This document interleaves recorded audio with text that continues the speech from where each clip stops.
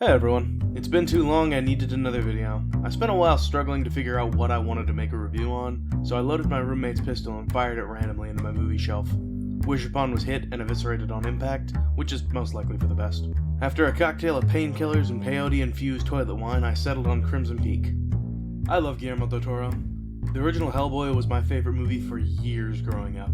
Pan's Labyrinth, Pacific Rim, the fish-banging movie, all greats. I really wasn't impressed with Mama, if I'm being honest. I did always use his advice for making monsters in my own stories, and honestly I think it's a massive shame that we'll never get to see his Mountains of Madness adaptation. I mean, look at this concept art. What could have been, eh? Crimson Peak is no exception to his work. Crimson Peak follows Edith Cushing, a young amateur author and heiress of a businessman who is soon swept off her feet by the ever-so-dashing Thomas Sharp, who she marries shortly following a family tragedy. She soon follows him to his remote family estate, Allerdale Hall, where many secrets remain hidden in its walls. Final warning on spoilers before we really get into the movie, and I highly recommend you check it out. 3, 2, 1. Crimson Peak opens with a really good hook. A bloody, teary-eyed Edith claiming that ghosts are real, and then immediately flashing back to her as a child attending her mother's funeral, whose body was so ravaged by disease that they had to have a closed casket. But that night, she is visited by her mother's ghost, who warns her of Crimson Peak. Years later, Edith, now a young woman, goes to have a story she wrote published by a friend of her father's, where we are introduced to Charlie Hunnam's Dr. Alan McMichael and his mother, a bitch. Edith is told that her story needs a romance, a statement she heavily disagrees with and states that they only request on due to her being a woman. It's ironic that this movie has that statement because it relies so heavily on its romantic subplot. It's also interesting that Edith kind of summarizes my feelings on this movie in one line. Story? Your father didn't tell me it was a ghost story. Oh, it's not. It's more story with the ghost in it.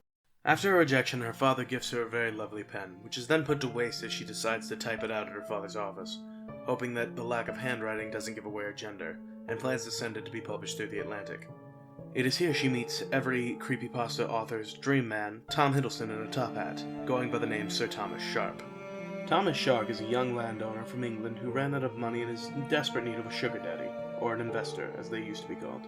Edith's father, Carter Cushing, a real man's man, roasts the shit out of Thomas's hands and kicks him to the curb. You've got the softest hands I've ever felt. But Edith is still very infatuated with him.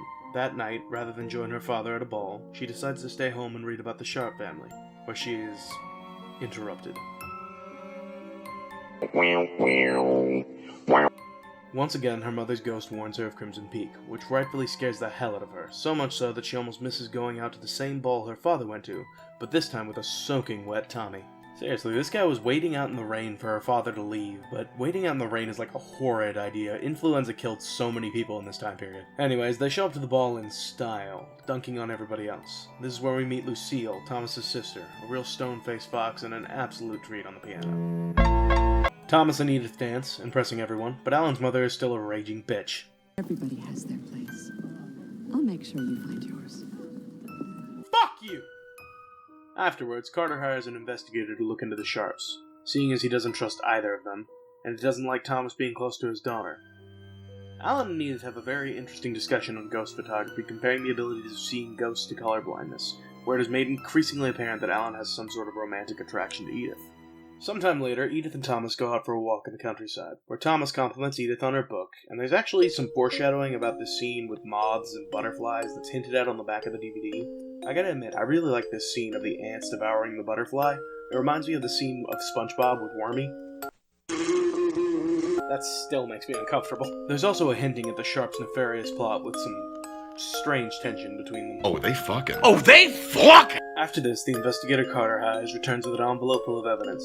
Said evidence is not shown, but it's probably not good, because he then drags the siblings into his office, confronts them, and writes Thomas a check to break his daughter's heart. At the dinner, Thomas announces that the Sharps will be leaving on the next train, then follows Edith, flames her book that she's been having him read, in front of an entire crowd. Man, he put in the work for that money. The next day, as Carter is planning his breakfast of pork, eggs, black coffee, and a dab of alcohol, he gets got. I wonder who it could have been. Thomas sends a letter to Edith explaining that he was bribed to leave her and that he would be back. Edith runs after him and they do the old, "You just missed him," but there they are trope. The two reconcile, they share a kiss that's pretty steamy for in the public in the early 1900s, and if this were a romance, that would be the end of it. The two are pulled back into reality by the realization that her father suffered from the world's worst sinus headache, and she has to identify the body. Alan, being the Chad he is, tries to maybe check for foul play, but Edith, in her grief, stops him. I don't know why, but I really disliked how bland this funeral was compared to the funeral in the first scene. I guess you really couldn't have both of them in the winter using the whites of the snow to contrast the black clothes, but they just kind of have it so dull that Edith's ring sticks out. I don't know, I just found it so much less interesting.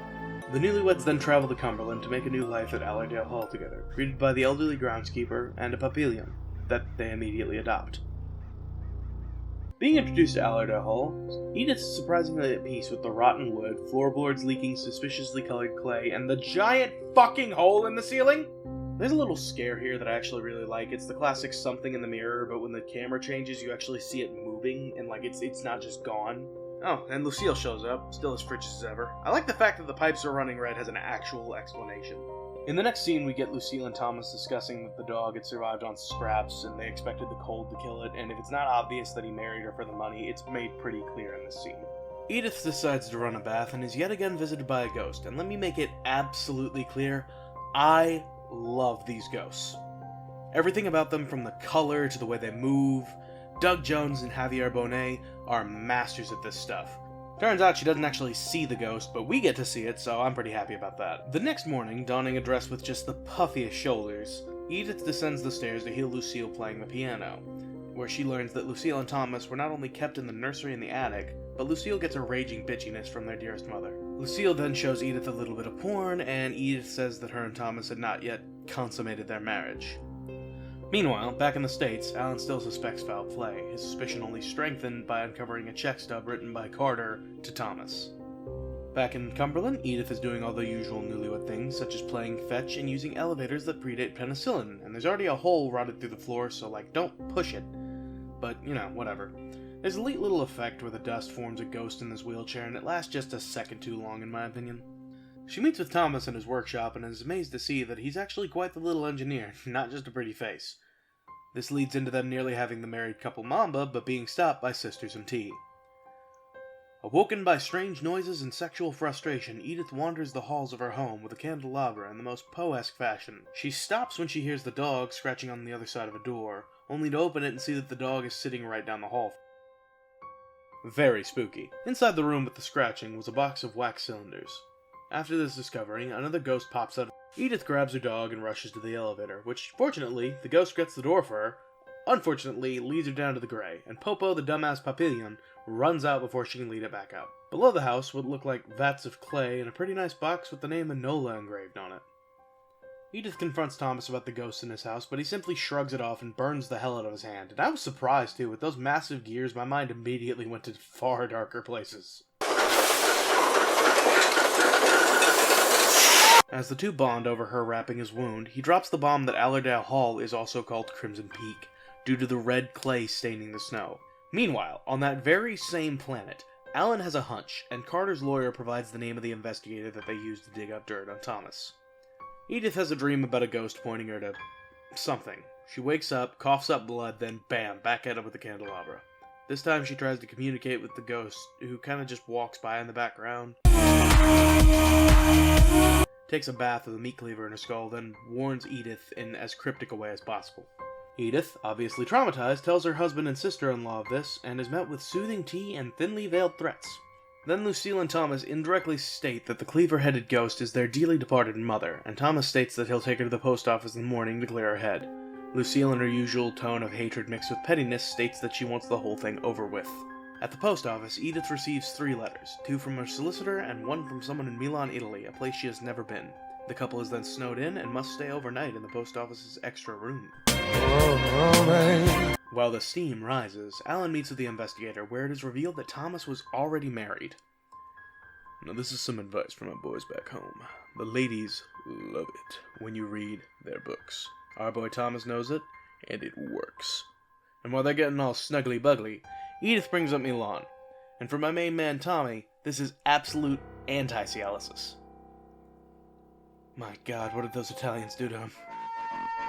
After a brief discussion about moving forward rather than looking back, it's right back to the love making.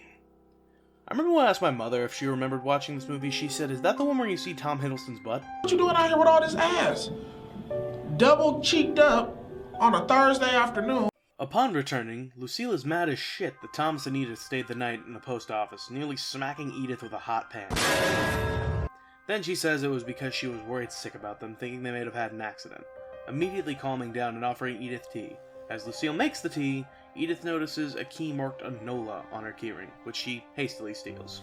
While Edith reads her letters and is getting ready to sign away the rest of her father's fortune, she decides to read the letter sent to her, or rather sent to the Mrs. E. Sharp from Milan.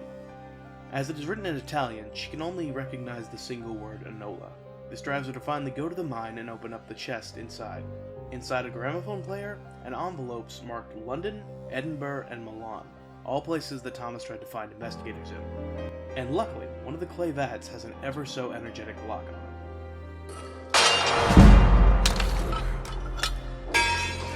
And you'll never guess what's inside. That's right, clay. I'm just kidding. Edith then fakes a fever and places the key back on the ring, and no one suspects a thing. Except Lucille. Lucille definitely suspects something. That night, Edith listens to the wax cylinders she found in the closet. Turns out they were hidden by one of the wives he murdered.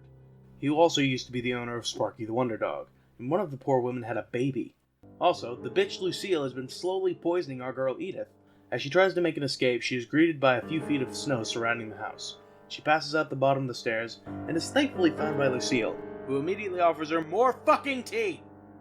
Turns out, Thomas smashed their mother's leg, hated the woman, and Lucille nursed her back to health while she slowly died. And it seems Thomas is having a change of heart, trying to save Edith after so much damage is already done. But Lucille is already heart set on killing the poor girl, and Thomas is too spineless to fight her on. And finally, our absolute king, Alan, has finally showed up in Cumberland, showing us that he is the absolute pinnacle of male excellence. He decides he's going to walk in a snowstorm for 4 hours to make it to Allerdale Hall. Wheelchair bound, our brave heroine still wanders the halls. She hears a baby crying and decides that it would be rather productive to check that out right away. Turns out the ghosts are just chilling in the air, not even messing with the whole scary thing anymore. Enola's ghost holds the specter of an infant, and points Edith in the direction she needs to be going, rather than telling her. Upon review, I realized that this makes a lot more sense given the fact that Enola probably doesn't speak English. I mean, it's not really an excuse for any of the other ones, but yeah, this one makes sense. Edith follows the pointing all the way back up to Thomas's workshop, which is a whole lot of moths and a whole lot of... She tries to run, but the incest always catches up to you. Edith is then thrown off the stairs. Not down, off. But it's okay, she landed on the snow. And Alan is here now. Using his excellent powers of deduction, he realizes that a man's sister wearing his wife's wedding ring is probably not good. Thomas is confronted by Lucille, and revealing that they're actually going to kill both of them now. Thomas hasn't actually killed anyone yet, but is pushed into the action by the age-old response, do it or no balls.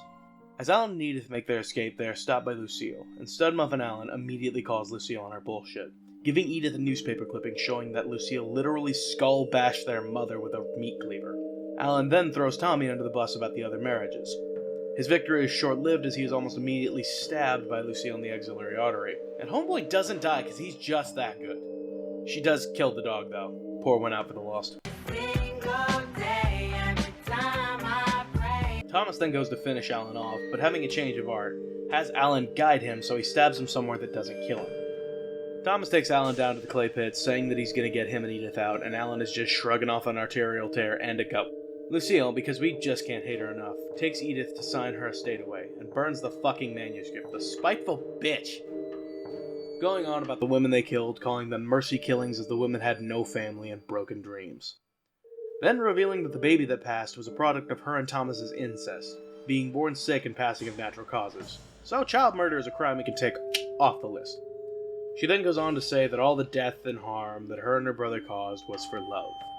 Before Lucille kills Edith, she tells her earnestly that her father loved her, and she was the one to murder her father. Edith then uses the pen that her father bought her as a present and stabs Lucille in the chest. Not fatally though, God forbid. Thomas finally decides he's had enough of his sister's shit and he loves Edith. He rushes to get Edith's paper and burn them in the fire.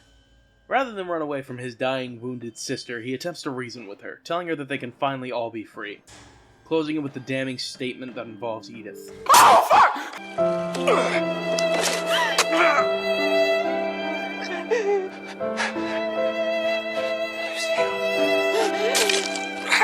With Thomas dead, Lucille is completely feral, simply focused on killing Edith. But Edith is done with the cat and mouse bullshit and decides to get a knife of her own. Still running, but a little bit of stabbing mixed in, a good balance. The fight changes tide when Edith smashes Lucille's arm in the elevator, causing Lucille to drop the knife. Now Edith is the only one with a... Lucille hit another fucking knife! So a final confrontation is had in the clay-stained snows of Crimson Peak. Done very well with the white and the red and Edith's blood-stained dress. In the end, Thomas's ghost shows up and distracts Lucille while Edith smashes her head in.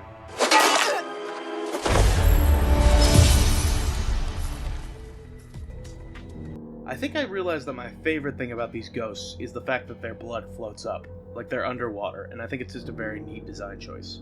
So after being viscerally traumatized, Alan and Edith escape with their lives, leaving Crimson Peak forever behind them. Looking back into its slow, eternal descent as the ghost of Lucille plays her somber, longing piano, forever. I must say, I do thoroughly enjoy this film. While it isn't very scary, it more than makes up for it with amazing effects, sets, and designs. Supported by an excellent cast and direction, I would highly recommend checking it out or using what you've learned from this video to seduce that girl at Barnes & Noble with the Doc Martens and the fishnet gloves.